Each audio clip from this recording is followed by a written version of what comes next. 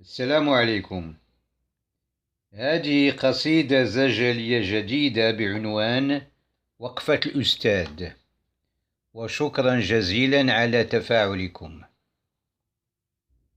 وقفة الأستاذ: هو كيف البارح كيف اليوم، هي حالته ديما مكلومة.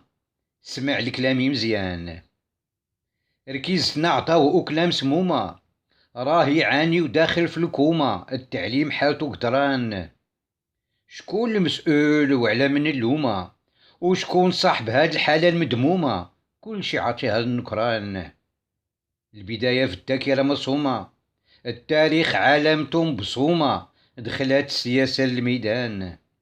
واحد النهار من الأيام المعلومة، جات توصيات لا شعبية ملغومة، التقويم الهيكلية فلان.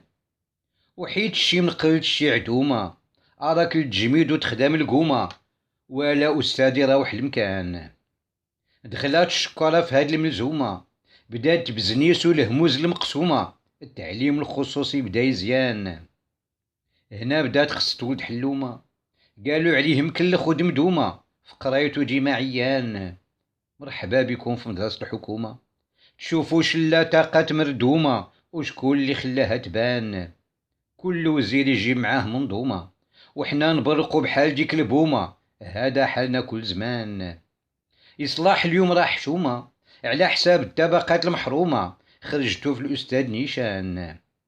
النظام الأساسي كذبة مبرومة، وعود خاوية باينة مخدومة، الأساتذة طلعوا شجعان. شكرا جزيلا، نور الدين مشكور.